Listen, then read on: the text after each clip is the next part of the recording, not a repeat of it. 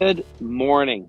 Welcome to the Uncommon Truth and journeying with us as we pursue purpose and the principles of energy, health, and performance. Today, Bob and I are beginning a new journey, and we really want to seek the uncommon truth about energy, about health, and about performance. How do we manage these? How do we improve on these?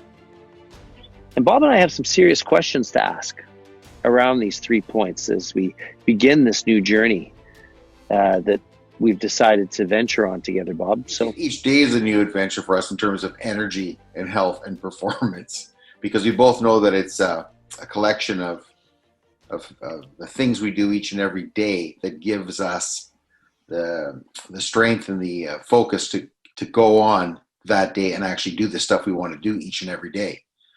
So when you talk to leaders in organizations, and we do this a lot, you and I, you find that when you're discussing with people, they say things like, my stomach's been upset lately.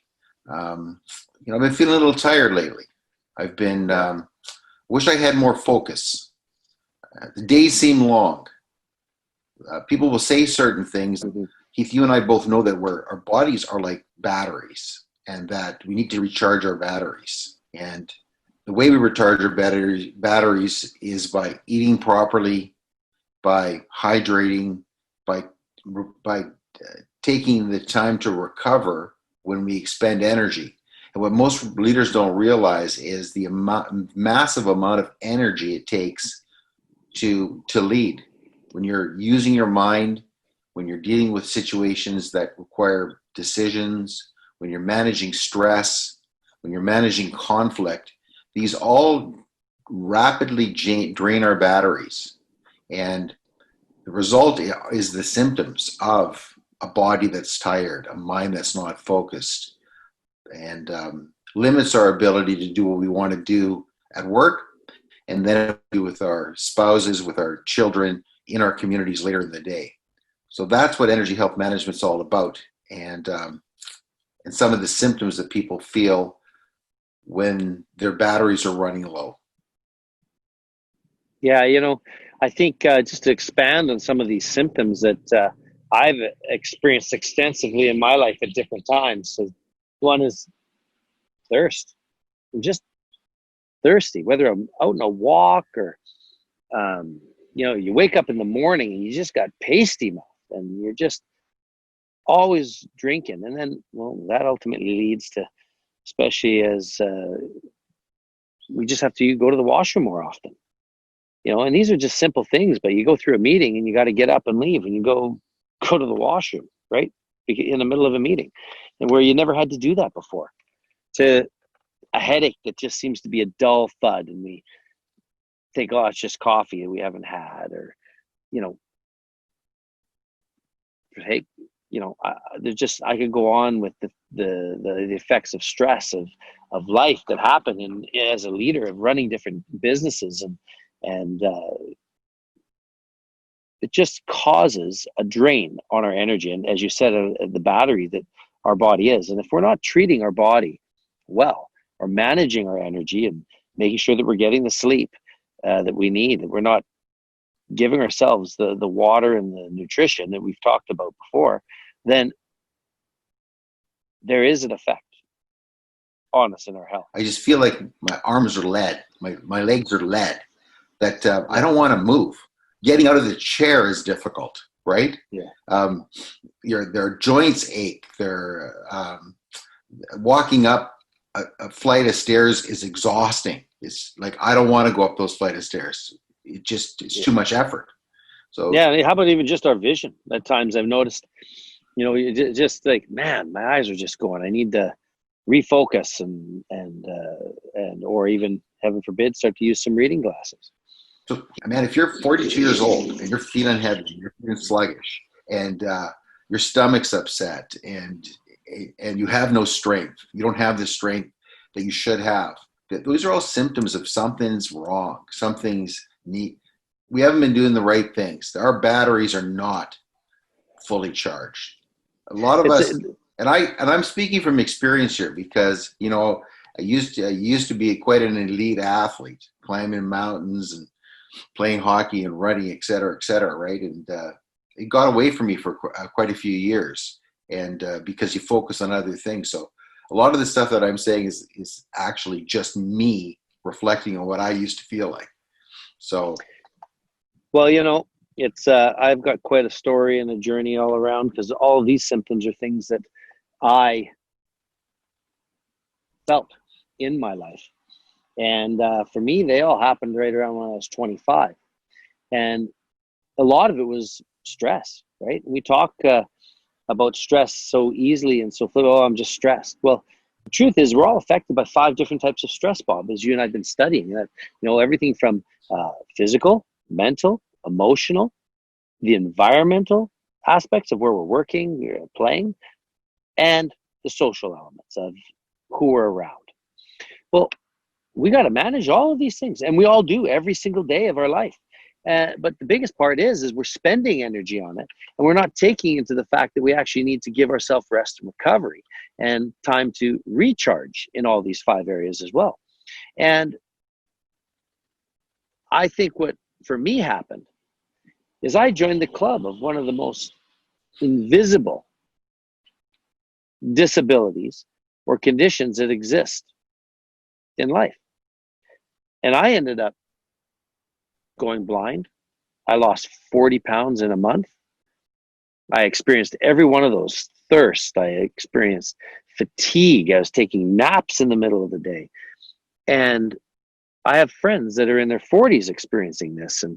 And long-winded way of saying that we are actually in a really serious, I'm going to use the word pandemic, globally right now.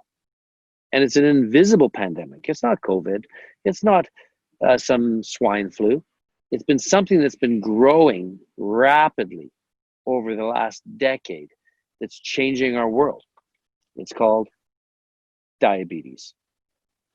1 in 3 North Americans are affected by this invisible condition, this invisible disability.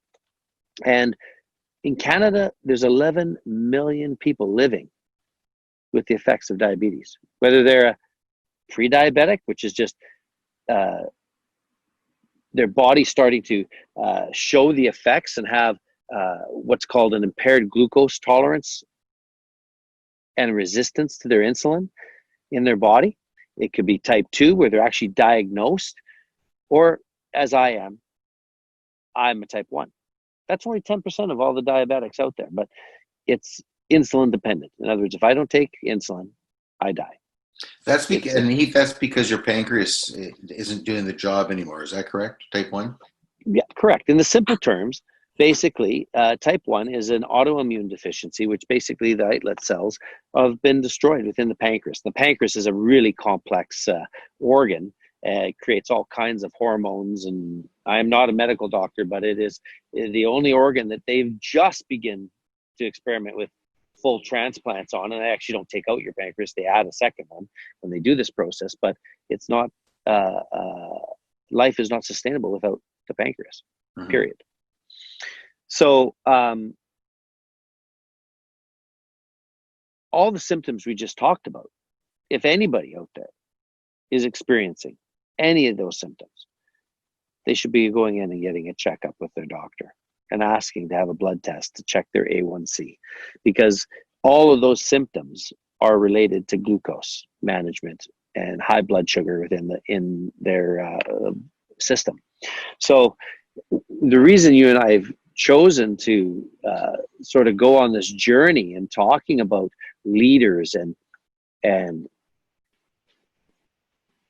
they're really affected and have a massive impact in our world.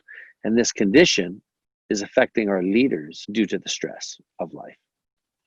As you age, your energy levels you need to keep recharging your battery as you go through life, and it's a marathon. So if your batteries start to wear down, what happens is you get fatigued. You don't want to exercise anymore. Perhaps you start to eat a little bit more. We're all introduced to alcohol at some point in our lives too. So that's hundreds of extra calories into our diets as well. And so it's a cycle over time of less energy, more sitting around with technology, more sitting around because we're tired, eating probably stuff that we shouldn't be eating, drinking stuff that maybe we shouldn't be drinking so much of. And over time, what happens is you get heavier and heavier and heavier as well, right? Which leads to more and more fatigue. We all feel them. It doesn't mean that if you're feeling these that you're a diabetic, No. but we need to be aware that our body is always trying to communicate with us. It's always telling us through our feelings and through different things what is going on within our body. And as you've mentioned, rest is critical.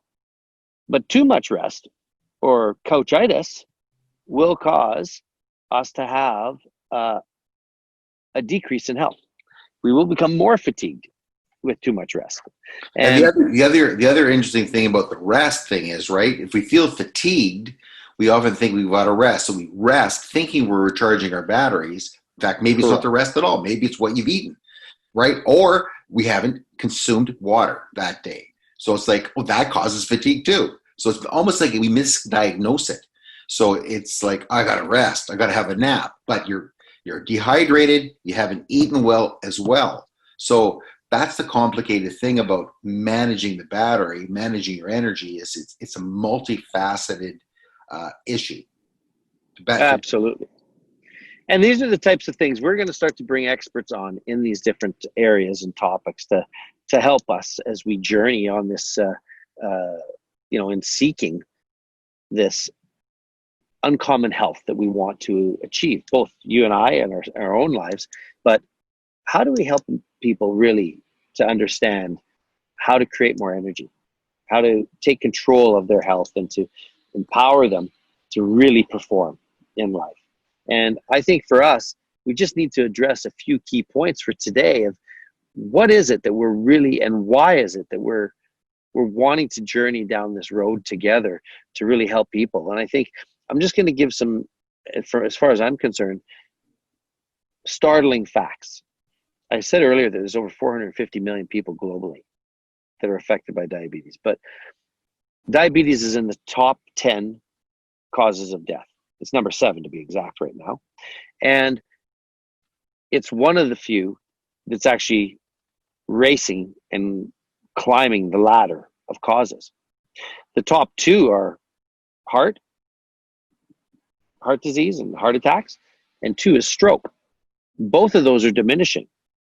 And diabetes is a major cause of those. 30% of strokes and over 40% of heart attacks are diabetes related. And, we look at even just the thought of amputation. Over 70% of amputations, lower body amputations, are a result of diabetes. And this is just a few of the facts. And I think that what we really need to dig into is, what is it that is helping this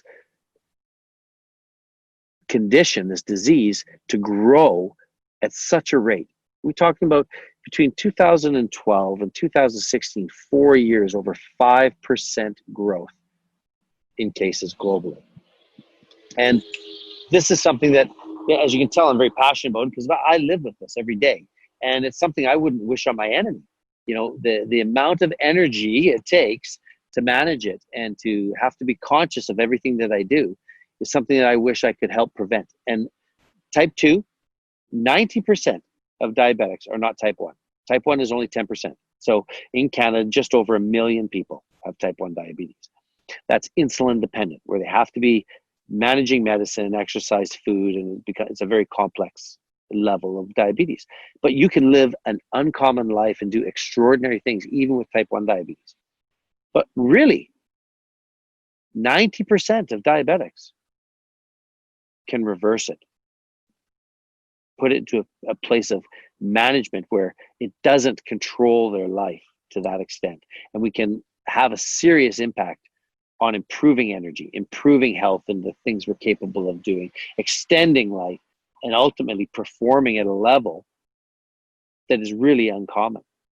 And quite honestly, I'm proud to say that, you know, as a type 1 diabetic, I'm doing things that most able-bodied people aren't able to do. But that's been a choice to manage my energy, to take ownership of my health, and to decide that I want high performance. I want uncommon form of life. So, Bob, what are some of the questions that you feel we need to really ask and walk out and find the answers to with our audience and just people in general? You know, one of the questions that I think our audience members would like to have answered is, what is the science? What is the science behind energy health? Right. Because we know that more and more knowledge is being generated in the world. What is the science behind what does it take to get rid of these symptoms? What's the science behind losing weight? What's the science behind getting more mental focus? What's the science behind making good choices? What's the science behind making good decisions? And it's not so much just a hit and miss thing and a trial and error thing as it is understanding what the truth is, the uncommon truth about how the brain works, how habits work, how rituals work, how nutrition works, how hydration works, how exercise works, all those pieces, how they all work together. And, you know, the other fascinating thing is we both know there's so much knowledge in the world, but a lot of it isn't true. And there's tons that isn't true in this particular area. There's just so much stuff out there that is just,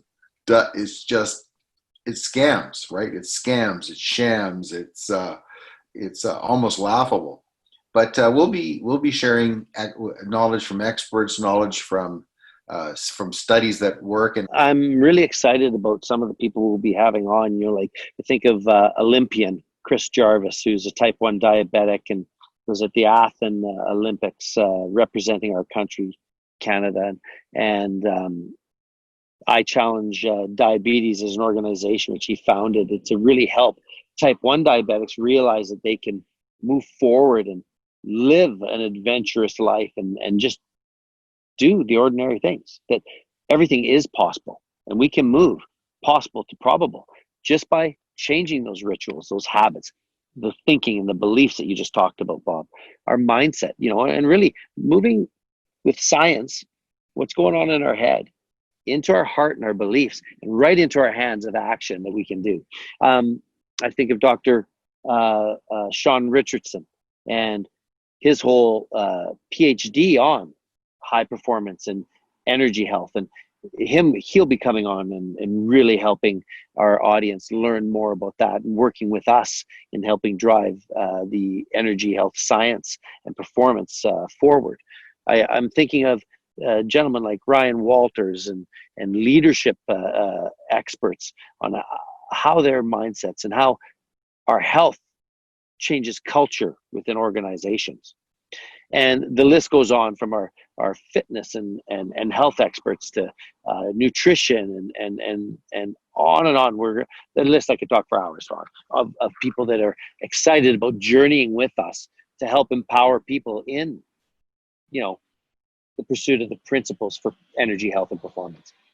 So, Bob, it's really just about an introduction today to people about this little shift that we're making in our lives and how we really want to help empower people in these areas. I'd really like to welcome people to join us and to really seek the truth.